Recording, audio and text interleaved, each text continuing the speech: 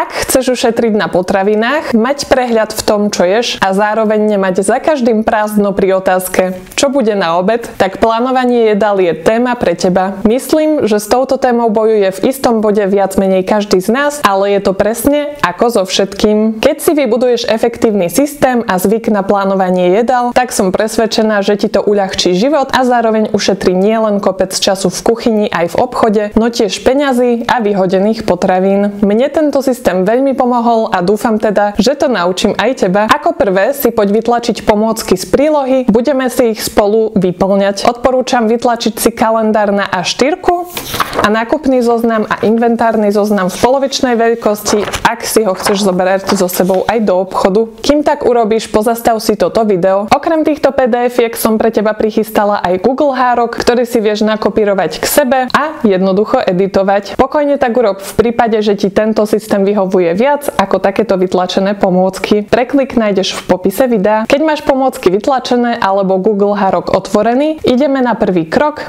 a to ideme si urobiť jasno v tom, čo máme doma v zásobe. Nepreskakuj tento krok, je veľmi dôležitý a to najmä z toho dôvodu, že keď nakupujeme niektoré potraviny vo veľkom, robíme to väčšinou s cieľom ušetriť peniaze. Avšak, keď nakúpime veci vo veľkom, ale zabudneme, že ich máme doma v zásobe, tak v konečnom dôsledku strácame peniaze a veľakrát aj jedlo, nakoľko expiruje. Týmto prvým krokom teda nielen pristupujeme k jedlu šetrne, ale zároveň si uvoľníme aj miesto v špajze či v chladničke na nové čerstvé veci do budúcna. Čo teda robím je, že si zapíšem všetko, čo by som vedela použiť v jedlách na tento týždeň. Mám doma hlavné suroviny, ako napríklad ovsené vločky, mleté hovädzie mäso, paradajkový pretlak, fazuľu v konzerve, avokádo, huby, čerstvý špenát, strúhanú mozzarellu, tvaroh a kakao. Takže, keď som si už zapísala, čo mám v zásobe, idem si plánovať konkrétne jedlá na týždeň s tým, že sa odrazím od toho,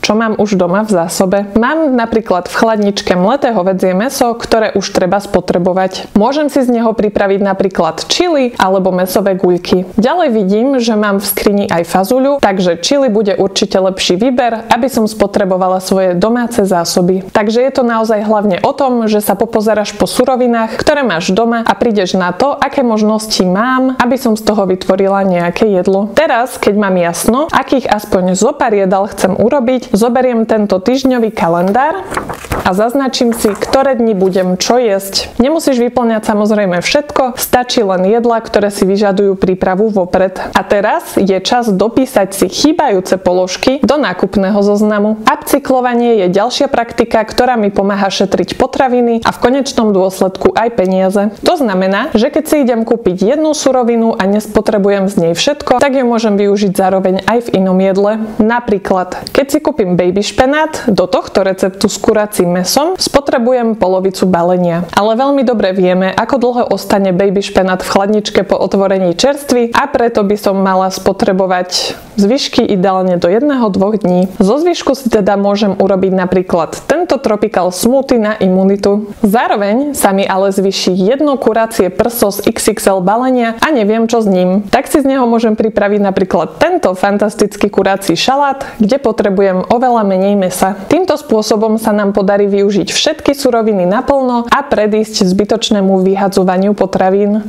Ešte raz si zoberiem týždňový kalendár jedál a zaznačím si do neho ďalšie jedlá, ktoré viem efektívne zaradiť do tohto týždňa a mám na ne zároveň aj chuť. Vďaka tomuto kalendáru budeš mať jasno nie len ty, ale aj iný člen v tvojej domácnosti v tom, čo sa bude variť a jesť a vyhneš sa zbytočným otázkam typu čo budeme zajtra jesť. Môj úplne najobľúbenejší tip je navariť si jedla na pár dní dopredu. Nie každému to vyhovuje, ale ak si ty, prípadne aj tvoja rodina vďačný jedák, ktorému to nevadí, tak si určite naplánuj prípravu viacerých porcií dopredu. A rátaj s tým teda aj pri nákupoch. Odporúčam naplánovať si menu na týždeň dopredu, napríklad v nedeľu a nákupný zoznam si rozložiť na 2 nákupy, aby sme mali doma vždy čerstvé suroviny. Ja robím napríklad zvyčajne plánovanie v nedeľu a nákupy potom v nedeľu a v stredu. Je skvelé zvyknúť si na nejaký svoj systém, potom to už ide viac menej automaticky. Ver mi. Takže, keď sa pri recepte uvádza, že z neho vyjdú 4 porcie a ste doma dvaja, tak si pripravíš celú dávku a máš obed na 2 dni. Môžeš si potom v kalendári napríklad zvýrazniť, ktorý deň dané jedlo budeš pripravovať, aby si na to vyčlenila čas. Ja si to napríklad zapisujem aj do svojho to-do listu medzi všetky svoje úlohy, keď si plánujem týždeň. Ja som už po rokoch vytrenovaná tak, že odhliadnúc od tvorby nových receptov, mi príprava jedál na celý týždeň trvá spolu približne iba 2 hodiny týždenne a za tento čas prichystám obedy, ktoré si so sebou beriem do ofisu a aj nejaké raňajky, prípadne dezert. Na večeru si väčšinou pripravím čokoľvek z chladničky, na čo mám chuť. Trvá mi to tak 5-10 minút. Ty si to samozrejme môžeš rozvrhnúť podľa seba. Ide stále hlavne o to, aby sme ti zjednodušili plánovanie a prípravu jedál tak, aby to vyhovovalo tebe. Takže máme spísané jedlá, ktoré chceme robiť, viem, čo potrebujem nakúpiť a teraz je čas ísť nakupovať. V ďalšom týždni mám pre vás prichystaný aj návod na stiahnutie s praktickými tipmi, ktoré mi pomáhajú zdravo, rýchlo a efektívne nakupovať. Dúfam teda, že ti tento systém pomôže a teším sa na teba pri ďalšej lekcii.